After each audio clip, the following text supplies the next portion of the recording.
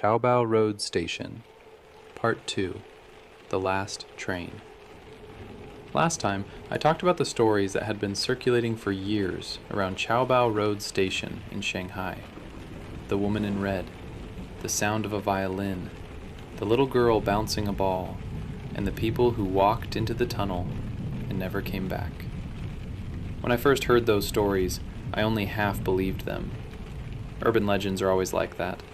After being told and retold for years, truth and made-up details start to blur together. Some people tell them with so much detail that they sound real. Others are clearly making the story bigger than it was. Then, later, a friend of mine had his own encounter at Caobao Road Station. His surname was Feng, so everyone called him Lao Feng. Lao Feng wasn't exactly a coward, but he wasn't the sharpest guy around either. One weekend, he went to a high school reunion. Everyone was in a good mood, so they drank a lot. Lao Feng was not a big drinker, but in situations like that, he always tried to keep up anyway.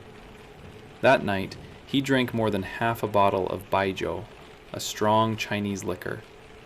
By the end, he really could not take it anymore, and the group finally broke up.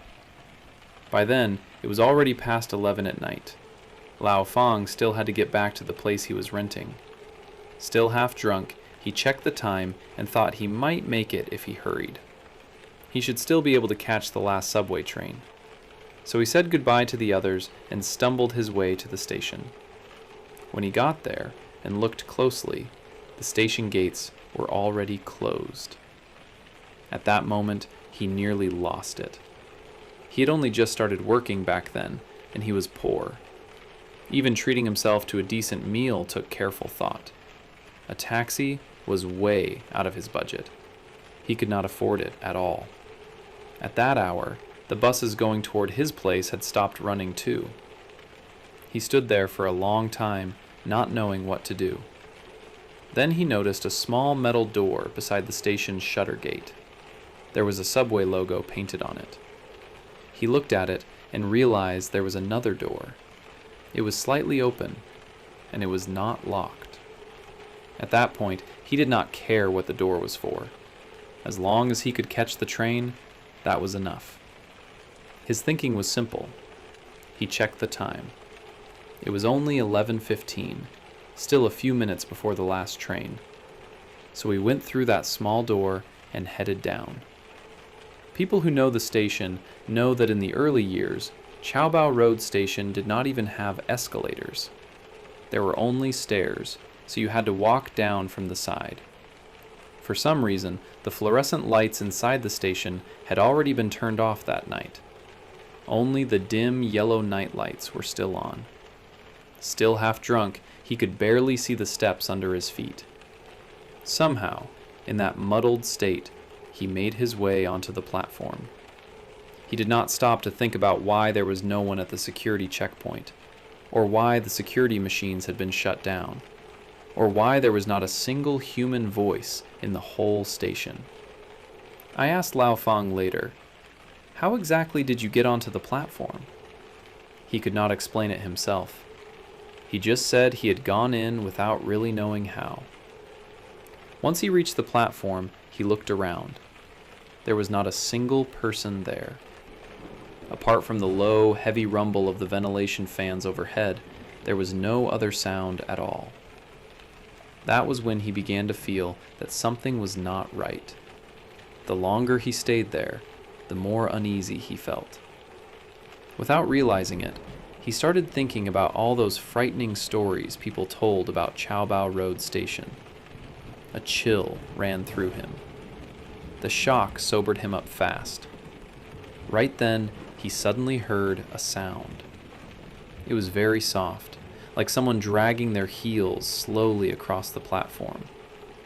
Scrape. Scrape. That sound was so strange, it almost scared him out of his skin. But when he looked around, he saw nothing. Not a person, not even a shadow.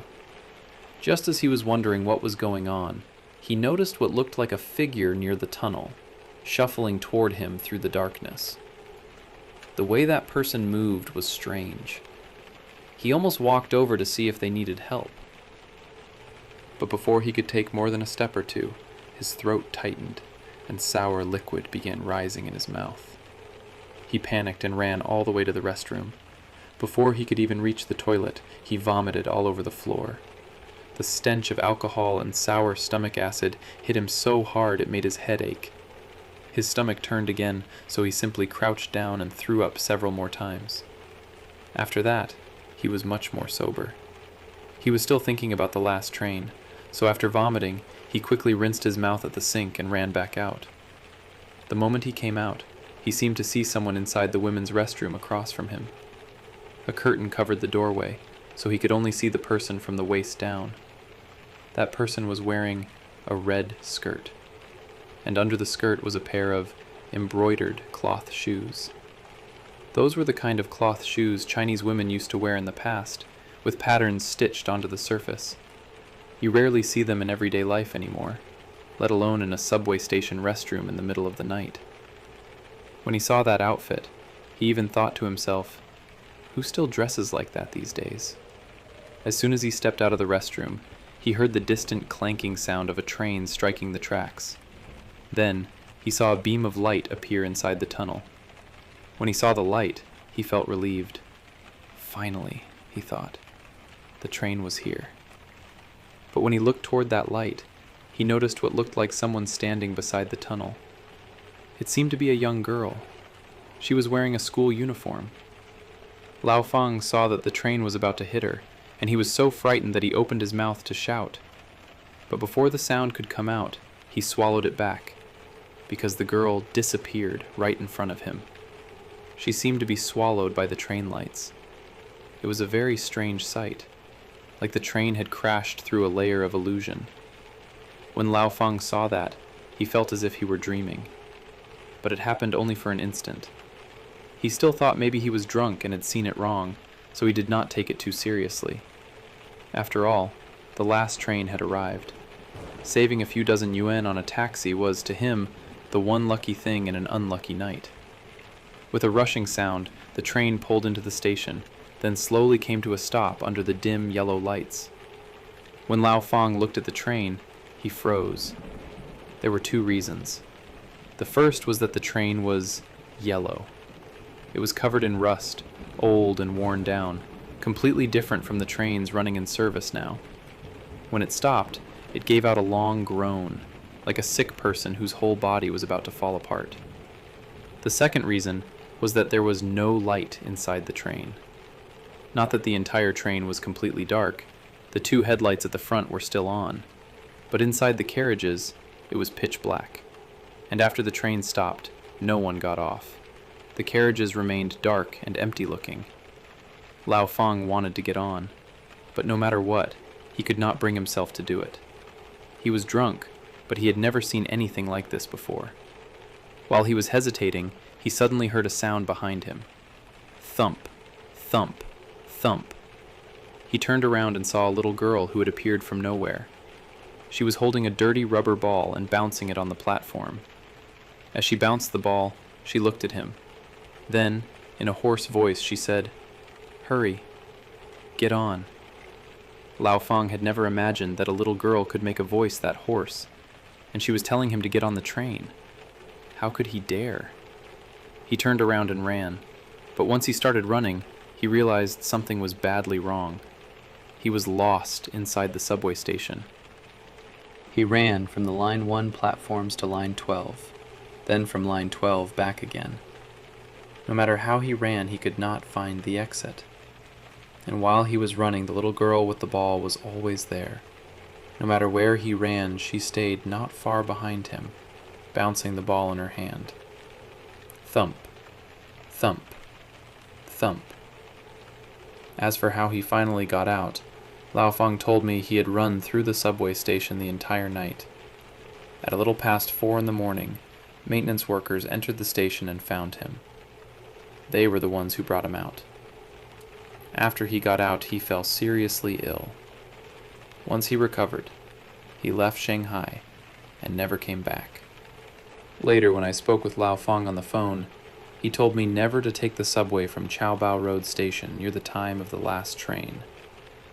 When Lao Fong told me that story, I could not understand one thing, no matter how I thought about it. How could someone get lost inside a subway station? Just as I was still wondering about that, I met another friend. This second friend was different from Lao Fong. Everyone called him Lao Kai. Lao Kai was sharing an apartment with a young woman. She was the honest, well-behaved type. She went to work, did her job, and never caused trouble. Because of that, Lao Kai had always looked out for her a bit. He told me that one day, after this young woman entered Caobao Road Station, she also ran into a series of strange things. It happened after 11 at night. After working overtime, the young woman called Lao Kai and said she had been walking for almost 3 hours, but still had not made it home. Lao Kai was worried sick. He tried calling her back again and again, but all he got was a busy tone. All he could do was wait. Close to midnight, the young woman called him again. This time, her voice was trembling.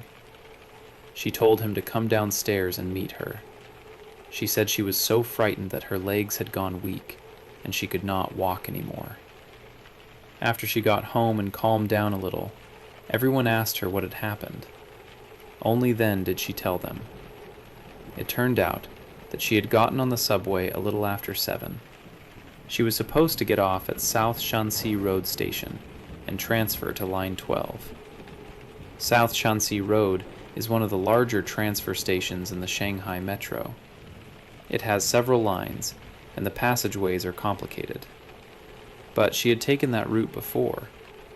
Logically, she should not have been unable to find her way. But that night, no matter how she walked, she could not find the entrance to Line 12. So she thought maybe the subway was under maintenance, and decided to transfer at another station instead. That other station was Caobao Road. But for some reason, after the train arrived at Caobao Road Station, she got lost inside the subway again. She walked around and around inside the station.